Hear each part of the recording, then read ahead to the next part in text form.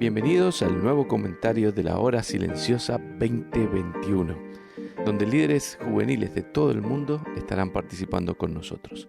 En el día de hoy tendremos a...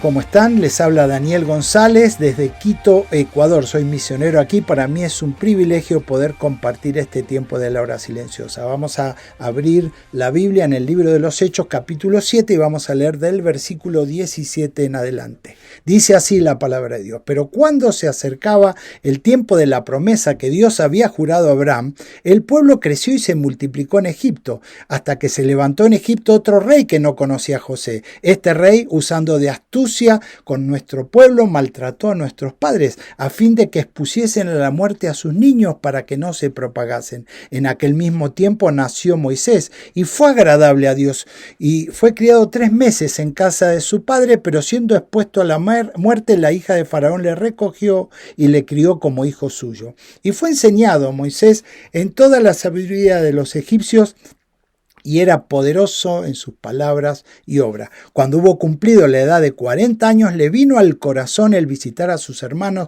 los hijos de Israel, y al ver que uno de ellos era maltratado, lo defendió e hirió al egipcio y vengó al oprimido. Pero él pensaba que sus hermanos, los judíos, comprendían que Dios les daría libertad por mano suya, mas ellos no lo entendieron así. Al día siguiente, nuevamente se presentó con ellos y vio que había unos que reñían y él trataba de ponerlos en paz diciendo: varones, hermanos sois, ¿por qué os maltratáis los unos a los otros? Entonces el que maltrataba a su prójimo le rechazó diciendo: ¿quién te ha puesto por gobernante y juez sobre nosotros?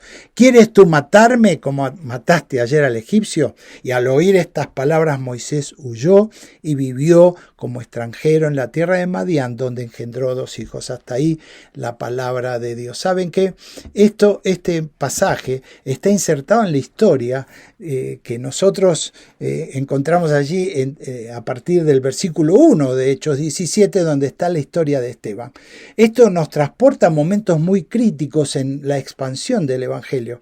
Jesús ya los había comisionado para ir por todo el mundo. Ya el Espíritu Santo había venido sobre los discípulos para morar en ellos y para capacitarlos para esta tremenda misión. Pero una vez más, el Evangelio tropezaría, encontraría oposición en los líderes judíos.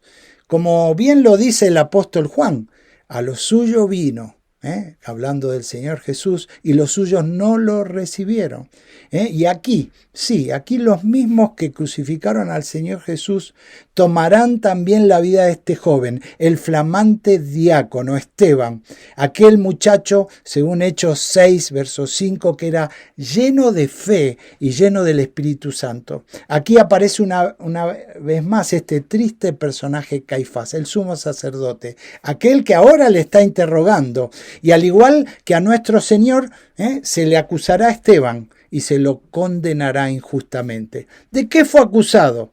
Esteban fue acusado de hablar palabras blasfemas contra Moisés, contra Dios y contra el templo. En verdad, ellos se vieron amenazados porque el Evangelio que era predicado confrontaba sus tradiciones, pero más que nada confrontaba sus corazones, y ellos no respondieron afirmativamente al Evangelio. ¿Cómo responde Esteban? Bueno, Esteban va a responder, como hemos leído en esta porción, con la palabra de Dios. Y él va a dar un panorama de la historia del Antiguo Testamento. Ahora, ¿qué trataba de hacer Esteban? ¿De enseñarles? Por supuesto que no. Estos hombres sabían y conocían las Escrituras muy bien, pero como suele suceder muchas veces, cuando uno cree que sabe mucho, a veces pasa como en este pasaje. Ellos no interpretaban bien lo que Dios quería decirles.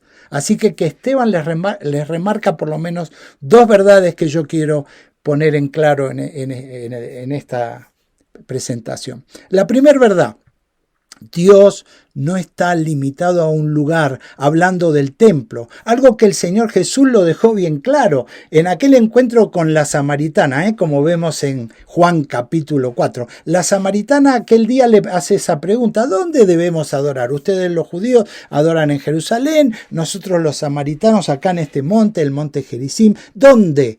Y el Señor le responde esta verdad: Mas la hora viene y la hora es cuando los verdaderos adoradores adorarán al Padre en espíritu y en verdad, porque también el Padre tales adoradores busca que le adoren. Entonces esto está claro. Ya no era un lugar, no era un templo, y parece que Esteban lo entendía. Algo que iba a pasar en ese momento o en unos pocos años después, exactamente año 60 después de Cristo, el templo va a ser destruido, marcando que ahora cada persona, cada uno de nosotros debe buscar adorar a Dios en espíritu y en verdad. Debe hacerlo personalmente y no depende de un lugar específico. En el lugar que estemos, los verdaderos adoradores. Así que Esteban deja clara esta verdad. Segunda verdad que él deja es que los judíos tenían la costumbre de rechazar a los enviados de Dios. Ellos no querían escuchar a los profetas de Dios. Y cualquiera que pareciese o parecía contradecir sus tradiciones.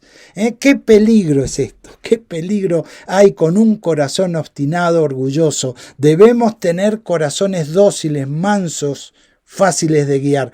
El Señor también dijo esto, lo enseñó en los evangelios. Lucas 20 está la historia de los mayordomos y aquel mayordomo malvado, a los mayordomos malvados que se le entrega la viña y ellos no querían dar cuenta de su administración, y el señor de la viña, el dueño de la viña, enviaba personas y ellos los mataban, los maltrataban, y luego pensó: mandaré a mi hijo, y también mataron al hijo, ¿no?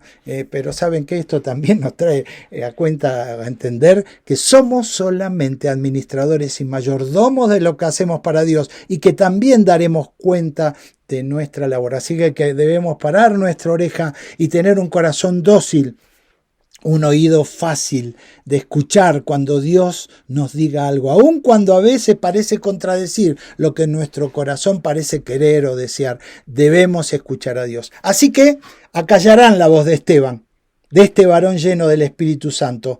Pero en verdad, Esteban no pudo ser callado, porque Él nos sigue hablando. Fíjense que estamos hoy hablando de Él, y nos sigue desafiando a una verdad: la de seguir entregando el mensaje de Jesús, mostrando el camino nuevo y vivo que Cristo mismo nos abrió.